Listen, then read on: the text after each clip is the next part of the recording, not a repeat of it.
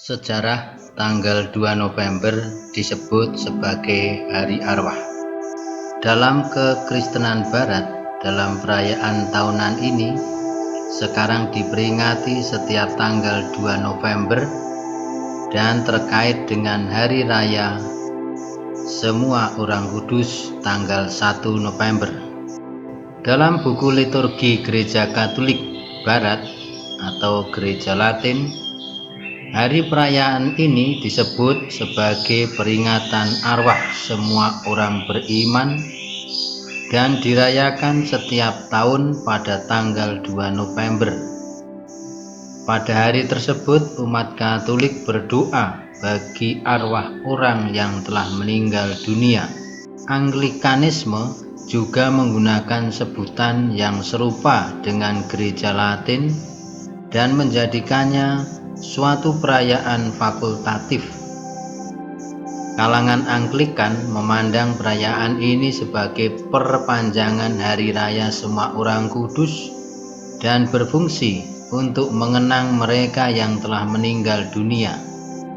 Dalam Gereja Ortodoks Timur dan Gereja Katolik Timur Ritus Bizantium, peringatan ini dirayakan beberapa kali sepanjang tahun dan tidak ada hubungannya dengan bulan November.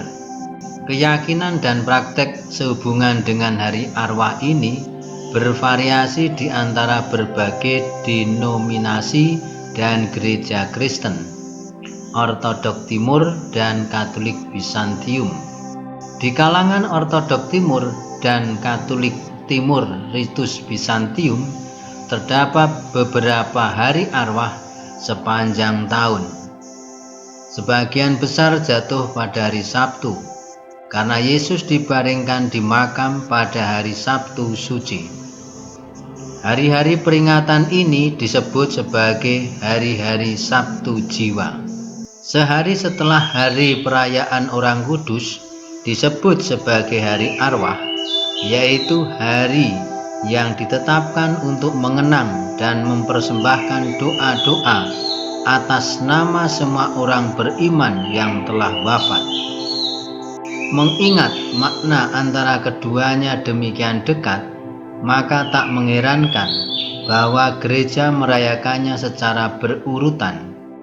Setelah kita merayakan hari para orang kudus, kita mendoakan para saudara-saudari kita yang telah mendahului kita dengan harapan agar mereka pun dapat bergabung dengan para orang kudus di surga.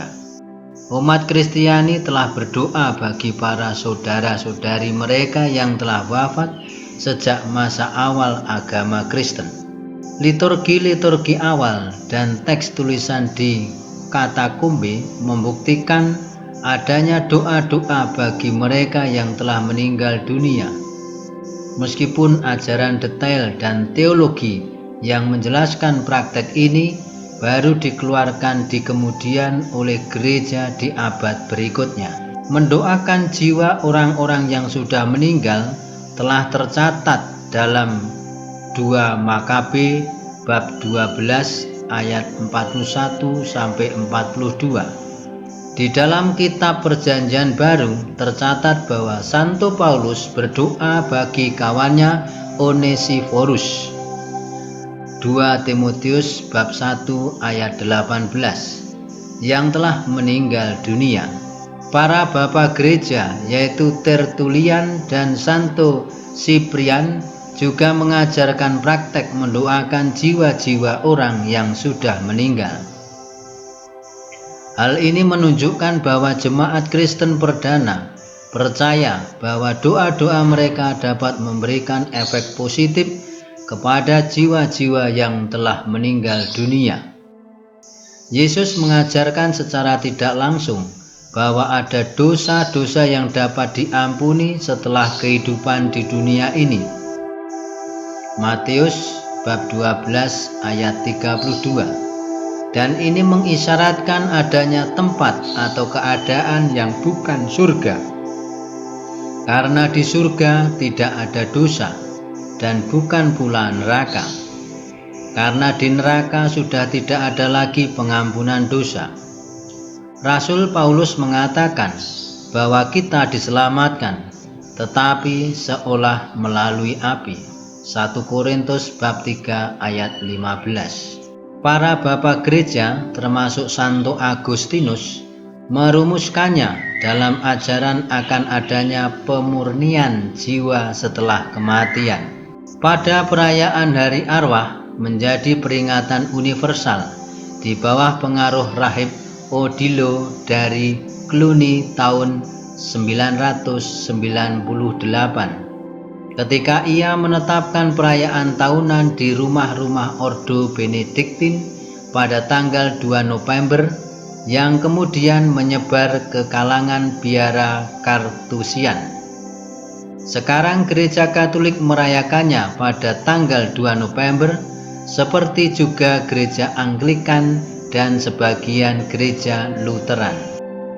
Dari keterangan di atas tidak disebutkan mengapa dipilih bulan November dan bukan bulan-bulan yang lain. Namun jika kita melihat kepada kalender liturgi gereja, maka kita mengetahui bahwa bulan November merupakan akhir tahun liturgi, sebelum gereja memasuki tahun liturgi yang baru pada masa Advent sebelum merayakan Natal. Maka sebelum mempersiapkan kedatangan Kristus, kita diajak untuk merenungkan terlebih dahulu akan kehidupan sementara di dunia, tentang akhir hidup kita kelak. Pada akhirnya kita dapat bergabung dalam bilangan para kudus di surga. Kita juga diajak untuk merenungkan makna kematian dengan mendoakan para saudara-saudari kita yang telah mendahului kita. Pada bulan November, bacaan-bacaan Misa Kudus adalah tentang akhir dunia, yaitu untuk mengingatkan kita tentang akhir hidup kita yang harus kita persiapkan dalam persekutuan dengan Kristus.